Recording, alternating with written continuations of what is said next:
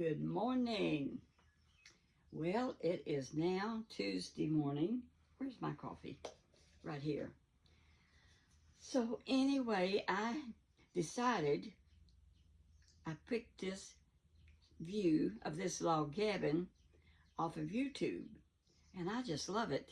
Now, if you look close, you see little butterflies flying around, and when I was a little girl, I used to chase butterflies in the garden.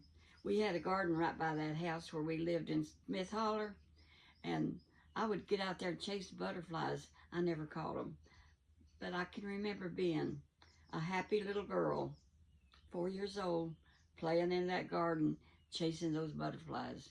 But this log cabin also reminds me of when I married James Blair 15 years ago. And when we was courting, he said, you know, I got a log cabin. Just a minute. I got a verse here I want to read you. The verse right here. And it's a good one. It's Psalms 34, 4 and 5. I sought the Lord, and he answered me and delivered me from all my fears.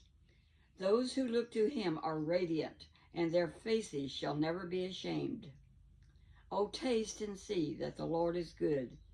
Blessed is the man who takes refuge in him. And that is true, and I have took refuge in him many times and still am. Lord, you're my refuge and my strength. You know, our pastor preached Sunday, and I watched him, and he preached about how many times that God speaks and says, like, fear not, fear not. So we don't have to live in fear. And I have that little Jennifer that works for me and cleans house for me, she just worries about everything. She says, I worry all the time. I just worry about everything. I said, do you enjoy that? She said, well, no. I said, then why do you do it? She looked at me like I was crazy. I mean, I said, that's your choice. If you want to worry all the time, go ahead.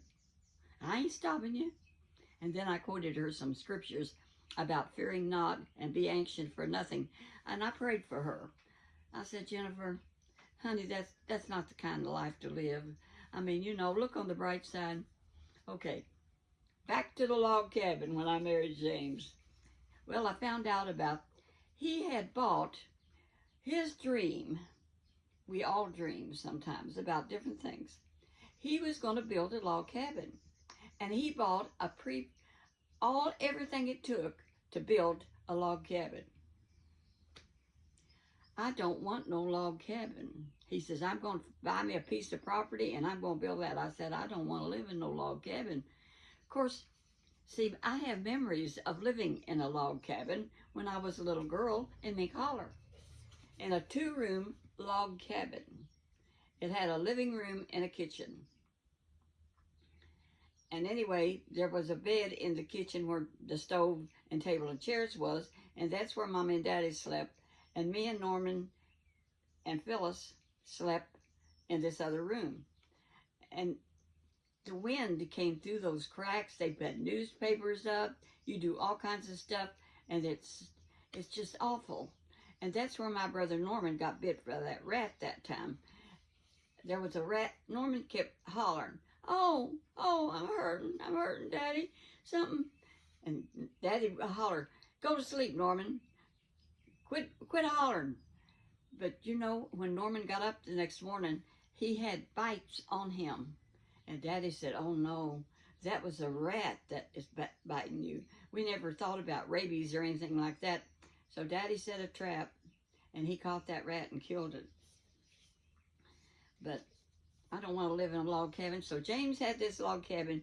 He had paid buku money for it because I think it was going to be a 2-bedroom. And he was looking for property. So we got married, and he had this log cabin stored somewhere. I don't remember where. He had a big shed somewhere, and he had it stored.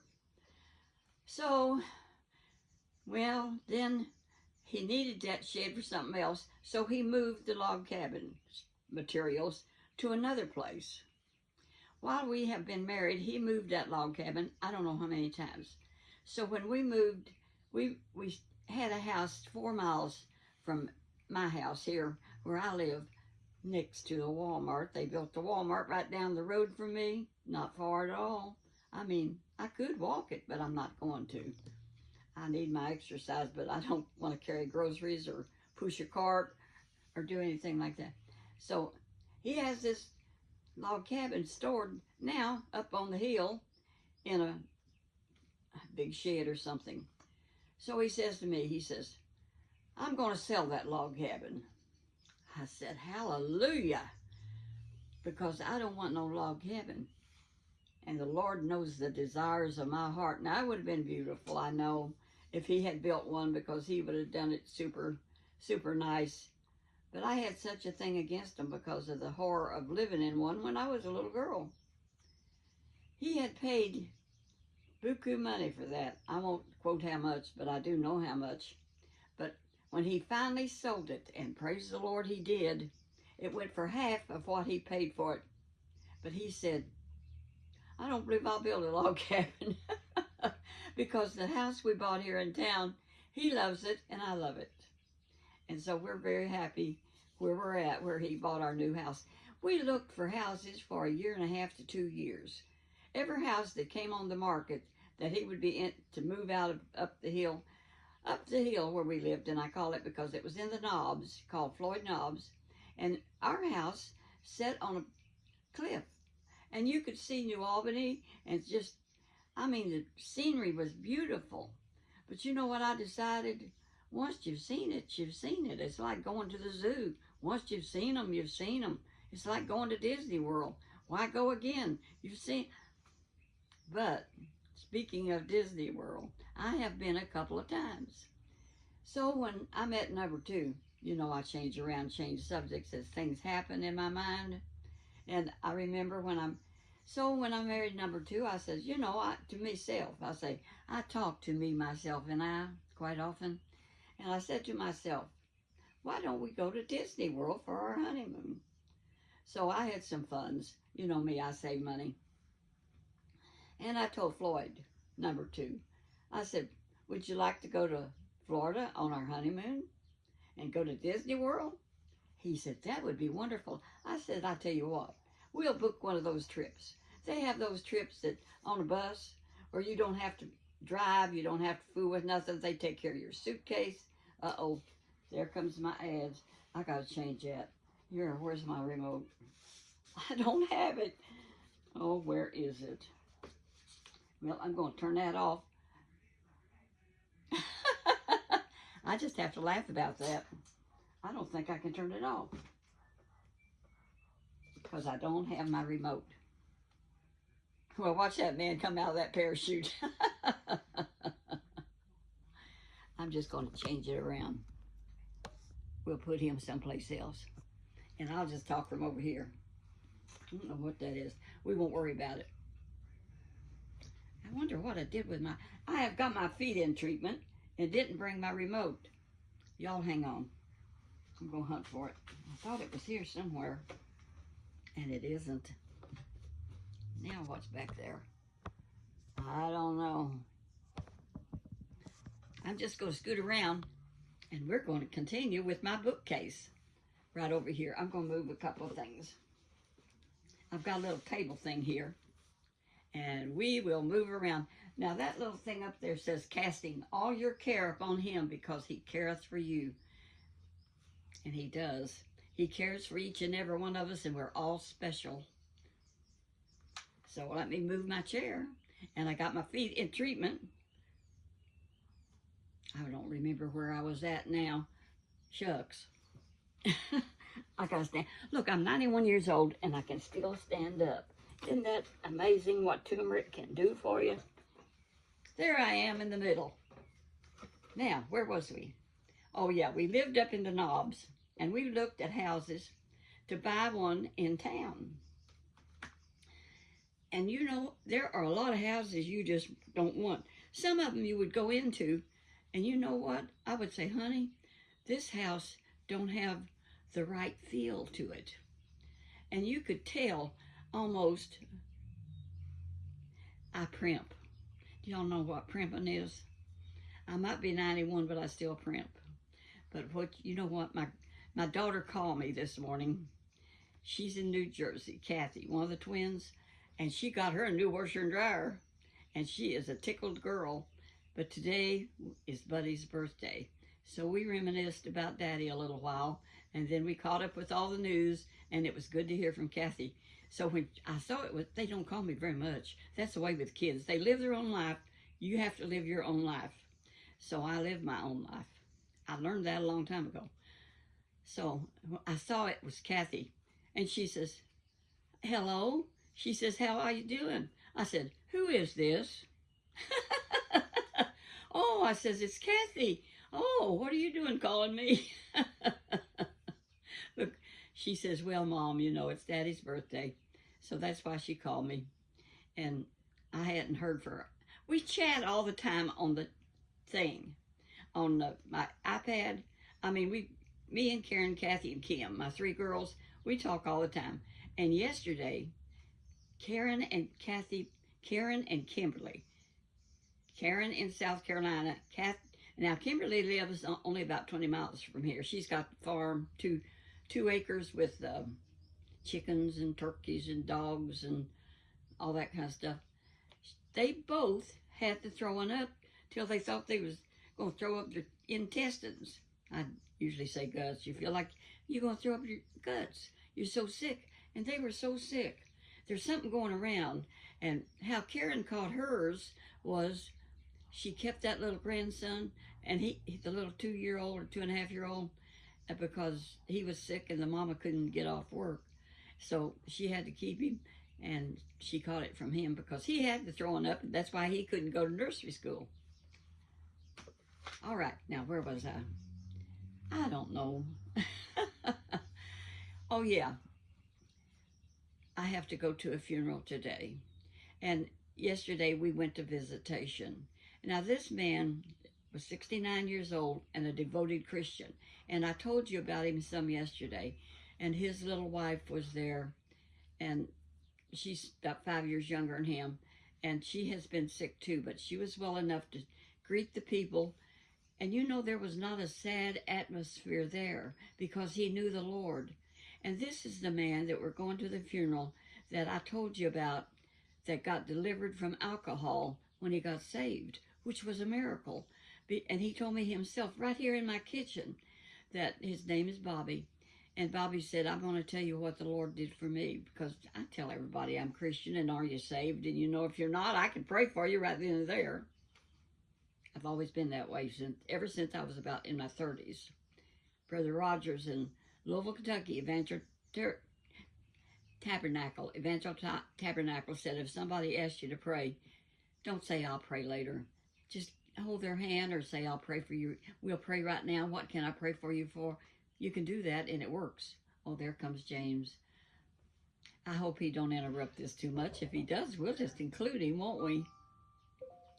But Bobby, you don't believe this, but in line, because there was a lot of people there. He had a wonderful church. So I was I was on YouTube, and the woman behind me heard me talking about Bobby with this other lady, and she said, you knew him? I said, yes, I knew him. He worked for me and my husband. And she said, well, you know, and I said, and he told me how he got delivered from whiskey when he always had a quart with him no matter what, wherever he went every day, he drank a quart of whiskey. She said, you know, I was there when he went to the altar. Now, Bobby had not told me how he got saved. He just said he was on his knees. Well, he didn't say at church.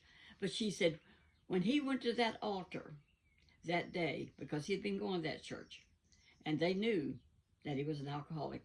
When he went to that altar, he told me, when I got on my knees, didn't say at church, he said, when I got up, he said, I knew I was a new creature. I was a new person.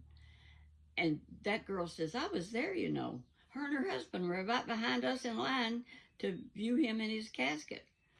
I said, really? I said, well, Bobby told me about it right in my kitchen. And you're telling me about it right here in line? And she said, yes, I was there. And of course, it's been years ago now. But she said, and when he got up, it was like a glow was all around him, that she said, such a difference. You could see it. And he said, I am a new man. And she said, and he was after that, and everybody knew it. And can you believe that that girl's right in line behind me? And so I can tell you all about it. You know, God is still spreading his word in strange ways. But that really happened. Her and her husband right there behind me. This other little lady behind me told me a sad story about her husband, but yet he was a devout Christian. She was married 37 years. She said, and goes to church. She's a good Christian woman, and she knew Bobby's wife, and they were distantly related and went to all the gatherings that they have. But she had never met this other girl that knew Bobby and went to the church. So anyway, same church, people change churches, and Bobby changed churches now. And boy, there was a lot of church people there, and there was not a bad, it was, you know, when you go to a funeral where the person knows the Lord, it is not a sad thing. It's graduation day, and he wore coveralls. He had a pair of overalls on. That's what he wanted. His sons were there, his children were there, his wife was greeting everybody, and I had met her at a yard sale. They bought a new house. They sold their home out in the country and bought them a new house in town in Jeffersonville. And so we went, they was having a big yard sale. And I talked to her a lot, and they like to go to yard sales. And I had talked to her a lot at yard sales and got real acquainted with her. And she's a devoted Christian. She loves the Lord, but she's a Republican. And so some stuff was going on, you know. So we discussed politics at that yard sale that I went to their house. And she told me that, you know, she had quite a few relatives that were Democrat, and they didn't approve of the Republicans, and they're not friendly to her sometimes because she is a Republican, but she don't argue with them or anything. And I don't argue with my Democrat family either. So as we get in line and going up, and this girl already told me about being there when Bobby really received the Lord and changed his life. He said, I never drank another drop. He said, I didn't even want to. It was a complete deliverance immediately. But as I got in line and went on up to hug the wife's neck and hold her a minute, and she was hugging everybody, and I whispered in her ear, I said, are you still a Republican? And she laughed. She said, yes, I am, as she laughed. So anyhow, I tell you, it's tough being a widow lady. It's very tough. But the lady behind me told me about her being married 37 years. And she said, and I lost him a year and a half ago. And he was buried here. And she said, so many people in my church, I have been here so much. A lot of senior citizens, and they're going on to glory. And she said, I've been here a lot. I know this place. She said, but my husband, who I love very much, she said, after we was married a few years, he discovered he had Huntington's. Now, Huntington's is a bad thing that is family passed on. And it runs in families. It's inherited. And it's down in Tennessee and Kentucky in the South. And I know a couple that have Huntington's in the family. And you can now take a test that if you would pass on Huntington's to your children or not. Because it don't pass to everybody. It's a strange thing. You ought to look that up. But she said he got Huntington's. He didn't know it was in his family. And when you get Huntington's, you get dementia. You can't run your remote. You lose your mind, just like you do with Alzheimer's. And she said, and I nursed him and took care of him for 15 years. Though they had 37 years, they had 15 years of her taking care of him, which she did. And that's what I did. I took care of Floyd when he got Alzheimer's. You're a caregiver. It's like just me and Billie Jean. His mother is getting dementia, and he takes care of her, and he has to be with her all the time and help her do a lot of things and cook for her. So being a caregiver, you really lose it sometimes, almost. But I was blessed. I had help with when Buddy was sick, and he was 6 months before he passed away. When he found out, when Buddy Number one, 44 years married. When he found out he had cancer of the esophagus, they told him, he told him, we will make you comfortable until that time comes. And he asked them how long. They said, that's something we don't really know. But they told my son-in-law, Mike Brown, who met with them, met with the doctor, and said, really, how long would it be? And they told him 6 months. And that was exactly right. He went on to be with the Lord, and I couldn't hardly stand it. I grieved a lot. I mean, I was glad he was in heaven and not suffering anymore. But guess who was suffering? Me. And that's who I was living with, me, myself, and I. And I was so lonely. But I went walking, and I did things, and I said, I've got to make my own life. I can't sit here and not do that. I did sit a while, and then it was dark one night, and I said, I can't keep on doing this. So I said, I'm going to go down to the VFW. They have music down there on Friday nights. And so I did that. And I've told that story. And I went in and I met a girl that I had met walking at the mall. And I said, do you know, and I've so told this before, and all my brothers and people that watch this know this, but I have new people that don't know this. So I'll just, it's like Kentucky Life with Deborah. She says, you all that haven't seen me, I'll go ahead and tell you this. So I said, is there any old man here that would dance with me? She said, yeah, right over there. And so I went over and I said, you want to dance? I'm an outgoing person. So we danced and I got acquainted with him. We became good friends. But I never found me a man down to VFW. But when I changed churches, I wasn't really looking for a man. I was looking for friends, just somebody to go places with and do things. And it could have been a woman. And I didn't meet one there. But guess what? When I was walking at the mall, there was this little German woman. And she walked like 1,000,000 miles a minute, fast. But one day she stopped me. And she said, you know, I've been watching you. And you don't walk real fast, but you look like you might be fun. Would you want to be friends? She said, here's my phone number.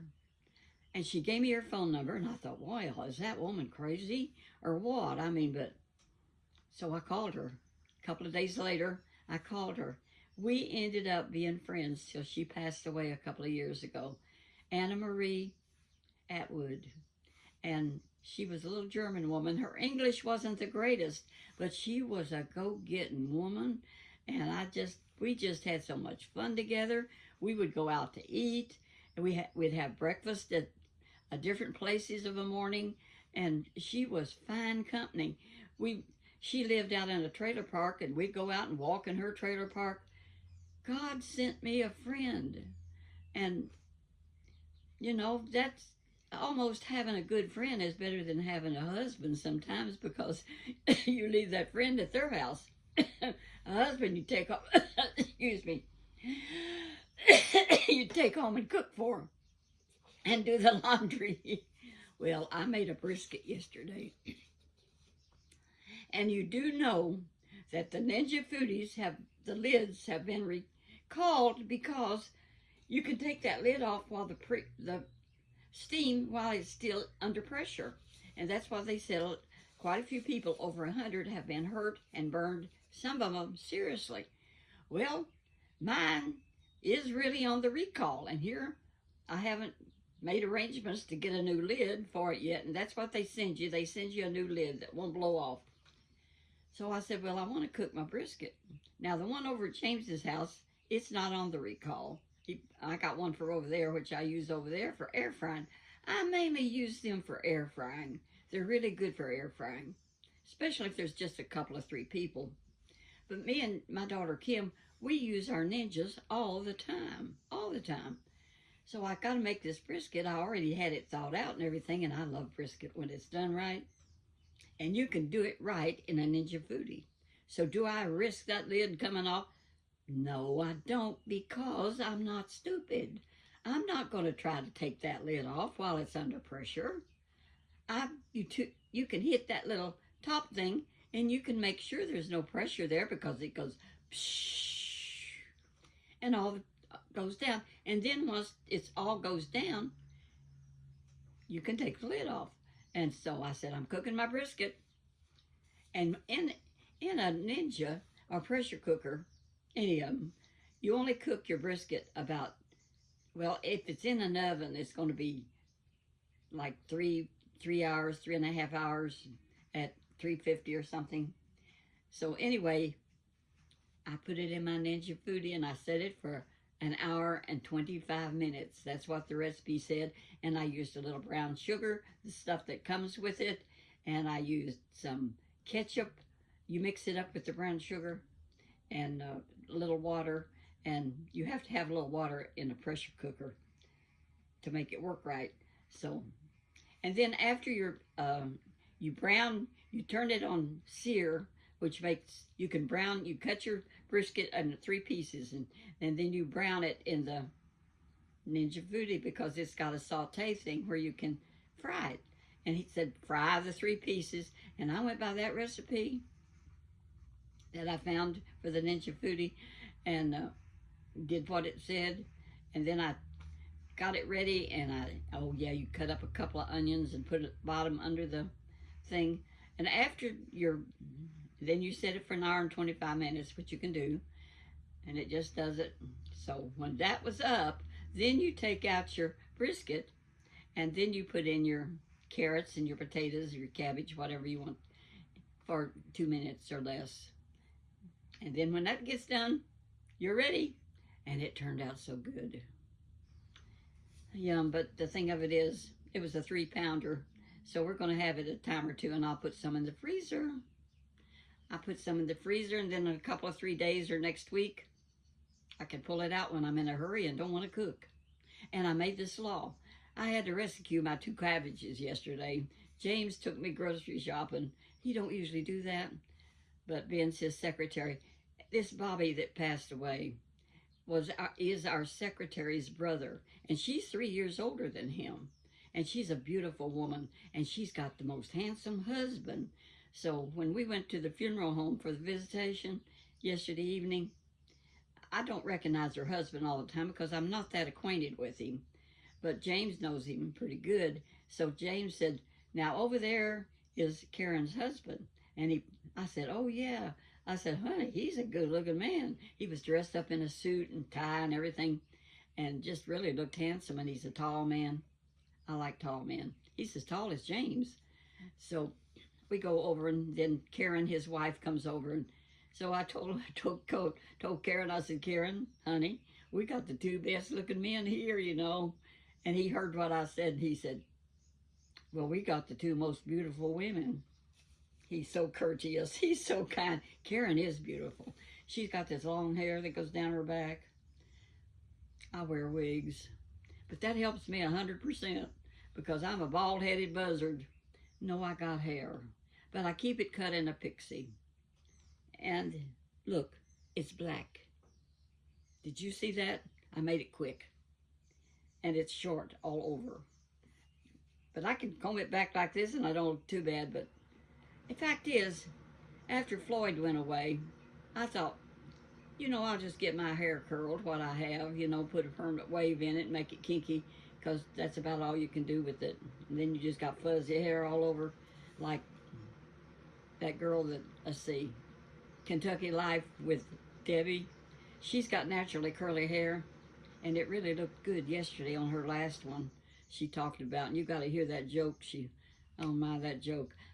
She's got a joke when she finishes up each of her YouTube stories, talking and chit-chatting, table talking, whatever. That's what I mainly do. Is this girl, when she said table talk, that's about what it is. So when she got done, she told this joke, and I said, I'm going to tell that to James.